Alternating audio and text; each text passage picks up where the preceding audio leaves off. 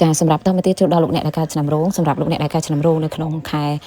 មករាចាឆ្នាំ2026នេះផ្ទាល់អ្នកកើតឆ្នាំរោងគឺលោកអ្នកអាចមានការបារម្ភមានការគិតច្រើនអត់ដឹងថាលោកអ្នកកំពុងតែគិតរឿងអីទេចាអាចថាកំពុងសម្រាប់ចិត្តកំពុងតែកាត់ចិត្តពីអីមួយចាធ្វើលោកអ្នកអាចថានៅច្បុកច្បល់សម្រាប់ខ្លួនឯងអញ្ចឹងណាអញ្ចឹងសម្រាប់អ្នកកើតឆ្នាំរោងលោកអ្នកត្រូវកាត់បន្ថយរឿងការគិតបន្តិចបើមិនចឹងទេអាចមានសម្ពាធតែខ្លួនឯងអញ្ចឹងណាចាហើយបើពាក់ព័ន្ធនឹងរឿងលុយកាក់អីសម្រាប់ចូលដល់ខែមករានេះតម្លៃលុយកាក់របស់លោកអ្នកឃើញថាក៏អាចមានភាពនឹងណជាងមុនដែរយើងអាចមានឱកាសមានការជួយជ្រោមជ្រែងក៏ដូចជាមានឱកាសរកបានសម្រាប់ដូចថាលុយកាក់របស់យើងចេះតែមានចូលមកជាបន្តបន្ទាប់សម្រាប់យើងអញ្ចឹងណាមិនធ្វើឲ្យលោកអ្នកអាចថាជួបបញ្ហាទេហើយបើសិនជាលោកអ្នកអាចថាមានការពិភាក្សាណាត់ជួបរឿងលុយកាក់ជាមួយអ្នកណាម្នាក់ក៏អាចមានឱកាសជោគជ័យដែរចាហើយសម្រាប់ពាក់ព័ន្ធជាមួយនឹងរឿង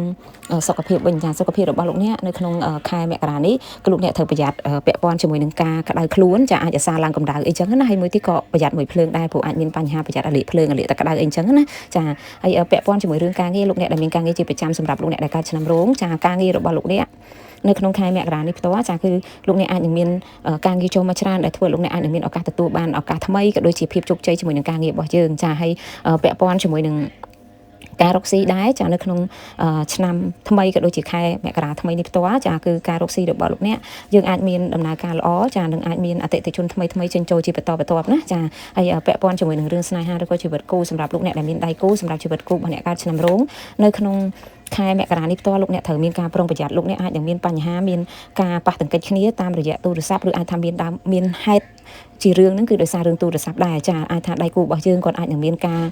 បិទបាំងការលាក់បាំងនៅការឆាបជាមួយអ្នកនេះអ្នកនោះអីចឹងទៅធ្វើឲ្យលោកអ្នកចាប់បានក៏អាចទៅជារឿងចំនួនទាស់តែងហើយនៅក្នុងខែមករានេះត្រូវប្រយ័ត្នអ្នកកើតឆ្នាំរោងជីវិតគូរបស់អ្នកបើសិនជាអាចថាយើងចិត្តក្តៅឬទប់មិនជាប់ទេនឹងអាចមានលេខអាចនឹងត្រូវឃ្លាតឆ្ងាយពីគ្នាអញ្ចឹងណាចឹងលោកអ្នកត្រូវប្រយ័ត្នណាចាហើយសម្រាប់រឿងដែលគូប្រុងប្រយ័ត្នបំផុតសម្រាប់លោកអ្នកដែលកើតឆ្នាំរោងគឺលោកអ្នកត្រូវប្រយ័ត្នរឿងការបួងសួងការបន់ស្រន់ណាតាមកន្លែងវត្ថុស័ក្តិសិទ្ធិផ្សេងបើសិនជាលោកអ្នកចូលចិត្តបួងសួងចូលចិត្តបន់ស្រន់ត្រូវចាំខ្លួនឯងផងអាចជាប់មាត់ជាប់ពីកន្លែងណាមួយចាហើយពាក់ព័ន្ធជាមួយនឹង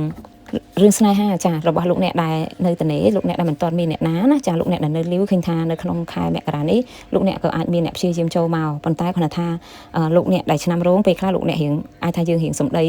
អាក្រក់បន្តិចចឹងណាដល់ពេលអញ្ចឹងអ្នកចូលមកមុំអាចគេរៀងខ្លាចយើងដែរអញ្ចឹងឱកាសនេះបើសិនជាលោកអ្នកអាចថាចង់បើកចិត្តទទួលអ្នកណាម្នាក់គួរព្យាយាមតម្លាក់ពាក្យសម្ដីតិចអាចថារៀងផ្អែមល្ហែមតិចព្រោះសារអ្នកឆ្នាំរោងគឺយើងអាចចេះផ្អែមល្ហែមដូចគេទេចាហើយសម្រាប់ការធ្វើបុណ្យសម្រាប់អ្នកកើតឆ្នាំរោងគឺលោកអ្នកអាសាធ្វើបុណ្យជាមួយនឹងការជួយតាមមន្ទីរពេទ្យដើម្បីជាការលើករាសីរបស់យើងហើយសម្រាប់ពណ៌លើករាសីចាគឺ